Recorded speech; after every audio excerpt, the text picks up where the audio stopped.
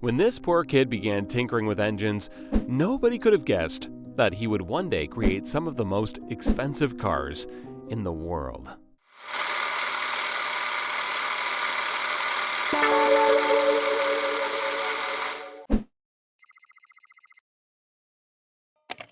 This is Frederick Henry Royce, born in 1863 in Alwilton in England. Henry was the youngest of 5 children. His parents, James and Mary, ran a flour mill. James had followed in his father's footsteps, but he lacked business skills. Profits were meager, and for many years the Royce family lived in poverty. Things got worse, and in 1867 they had to file for bankruptcy. Hoping to carve out a better life for themselves, the family moved to London. By this time, the 4-year-old Henry already had his first job, a bird scarer on a local farm. His pay? 6 pence a week. Then, in 1872, disaster struck again. Henry's father passed away. Now, all the children had to chip in to make ends meet, including the 9-year-old Henry. He began selling newspapers and delivering telegrams. Henry's early years of poverty had a profound effect on him, and by the time he turned 15 years, he had completed only 1 year of school. As a young teenager, he began an apprenticeship with the Great Northern Railway Works. His aunt had offered him some financial support, and despite not having a formal education, Henry grasped every opportunity to educate himself, studying algebra, French, and electrical engineering in his free time. But after 3 years, he was forced to quit due to a lack of money. After quitting his apprenticeship, Henry briefly worked at a tool-making company in Leeds, and then for the Electric Light and Power Company in London. In 1882, he moved once again, this time to Liverpool, where he continued to work for the Electric Light and Power Company. His true ambition was to make engineering his full-time job, however. So at 22 years old, he started a business with his fellow engineer friend, Ernest Claremont. They named it F.H. Royce & Company, and for the next few years, they worked around the clock to make electrical components such as doorbells and dynamos. The company kept expanding, and by 1894, they were already making electric cranes too. But Henry's interest started taking him somewhere else: motor cars. While Henry Royce plays a vital role in the Rolls-Royce story, the brand's name suggests there's also another person that we shouldn't forget, and that person is Charles Stuart Rolls. Born in 1877 in London's affluent Berkeley Square, Charles Rolls was the youngest child of Lord and Lady Langattock. Having developed a passion for engineering from very early on, he went on to study mechanical engineering at Trinity College in Cambridge. Charles knew how to stand out, having gained a reputation for tinkering with engines. He earned himself the nickname Dirty Rolls. And during his studies, he was the first undergraduate to own a motor car after having traveled to Paris to buy a Peugeot Phaeton at the age of 18. At the time, this was extremely unusual, as most people hadn't even heard of cars yet. After graduating in 1898, Charles began working on a steam yacht and then at the London and Northwestern Railway. He was more interested in motoring, pioneering, and salesmanship, however, and with financial support from his father, he opened one of the first car dealerships in Britain in 1903. He named the company C.S. Rolls & Co. And for the next couple of years, he dedicated himself to importing and selling Peugeot and Minerva cars. Business was booming, and Charles used the money to fund his sporting activities. Besides being an avid motorist pioneer and racer, he was also an eager aviator, and as you can guess, both of these hobbies are anything but cheap. Unfortunately for Charles, however, his lifelong passion would eventually cost him more than just his money. When running his company, F.H. Royce & Company, Henry became increasingly interested in motor cars. In 1901, he decided to improve a second-hand 2-cylinder DeCauville car that he had bought, but he wanted more, and so he decided to build a car on his own. Henry had an instinctive desire for perfection, and having found construction faults in the DeCauville, he vowed to do better. By the end of 1903, he designed and built his first petrol engine, and by the next year, he drove his first Royce 10-horsepower motor car into town.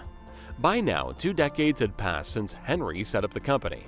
His first car was a success, and so he set out to create another one, and another. Of the 3 cars that he had built, he gave one of his business partners, Ernest Claremont, and the other he sold to one of their shareholders, Henry Edmunds. And it was this Henry Edmunds who would eventually arrange the meeting between Rolls and Royce. Henry Edmunds was a shareholder in Royce's company and a friend of Rolls. After having bought one of Royce's cars, he began boasting to Rolls about it. At the time, Rolls was frustrated with only being able to sell foreign imports in his company, so Edmunds arranged a meeting. Little did Edmunds know that the meeting would change the future of motoring forever. While Rolls had always preferred 3- and 4-cylinder cars, Royce's 2-cylinder vehicle made a big impression on him. Within minutes of seeing it, he knew he had found what he was looking for. He took the motor car for a drive and agreed on the spot to sell as many motor cars as Royce could build. The 2 men made an unusual duo. There was not only a massive age gap, but also a class and education gap. For starters, Royce was 41 years old, while Rolls was only 26. The young Rolls had enjoyed a fancy education at the prestigious Trinity College, whereas Royce's skills were largely self-taught. And while Rolls had spent his young adult years racing around in his fancy cars, Royce had been working hard to make ends meet. Would they be able to see eye to eye? While Henry Royce and Charles Rolls were 2 very different people, they also made a great duo. And the massive success with the cars led to the creation of the Rolls-Royce Company in 1906. Then came the launch of the 6-cylinder Silver Ghost. Within a year, it was hailed as the best car in the world. Impressive! But for this, they also had Charles's partner to thank. Creating a brand requires vision. So while Henry and Charles were busy building and selling motor cars, it was Charles's partner, Claude Johnson, who took on the role of managing director. He knew it was vital to expand the company's reputation, and the publicity genius that he was, he orchestrated a series of stunts to promote the quietness and reliability of Rolls-Royce motor cars. One of his early adverts for the 40 to 50 horsepower motor car promoted it as the 6-cylinder Rolls-Royce, not one of the best, but the best car in the world. With that ad, Claude introduced the phase that would forever be associated with Rolls-Royce. It was incredibly effective. It demonstrated Rolls-Royce's superior performance, and it created a global demand for their world-class engineering. And Claude was so integral to the company's success that he became known as the hyphen in Rolls-Royce. Of course, marketing alone will get you only so far, and both Henry and Charles dedicated themselves to delivering the best quality possible. But it was especially Henry who had a knack for pushing himself to the limit when it came to work. Henry was renowned as a hard worker who never ate properly. Unfortunately, these habits severely affected his health. But surprisingly, he would end up outliving his business partner Charles by a couple of decades. Over the years, daredevil Charles's interest in aviation kept growing. He even tried to persuade Henry to develop a design for an aero engine, but Henry refused. To continue living out his aviation dreams, Charles bought a Wright Flyer aircraft, with which he made over 200 flights. In 1910, he became the first person to make a non-stop double flight across the English Channel. But just 1 month later, everything changed. During a flying display at Bournemouth, Charles was killed in an air crash. He was only 32 years old. He became the first Briton to die in a plane crash, and his premature death meant the end of the short-lived Rolls-Royce partnership. Now Henry would have to continue their legacy on his own. Henry had an innate work ethic, and his innovative designs established Rolls-Royce's reputation for superior engineering and quality. He uncompromisingly persuaded his basic principle of establishing the best design with both the finest materials and the highest levels of craftsmanship. To put it in his own words, strive for perfection in everything you do. Take the best that exists and make it better. When it does not exist, design it. During the First World War, the company expanded into manufacturing something Charles had once requested: aero engines, and during the next couple of decades, the company did extremely well.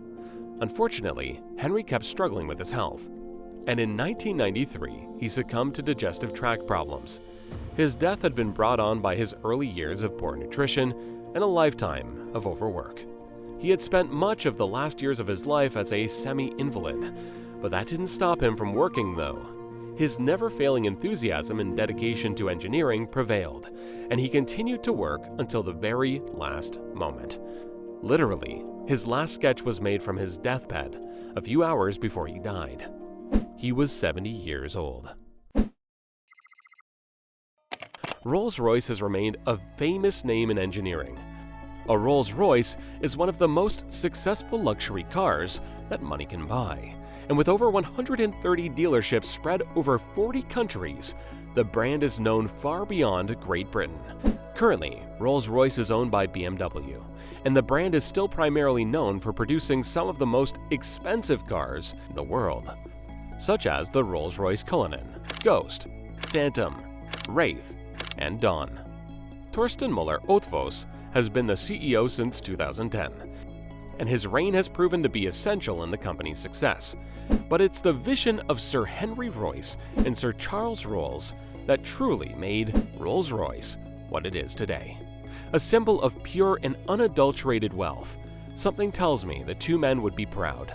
Had you already heard of the many people involved in Rolls-Royce's history? And what would you like to add to the story? Share it in the comments. And if you enjoyed this video, then take a look at our channel for more inspiring business videos.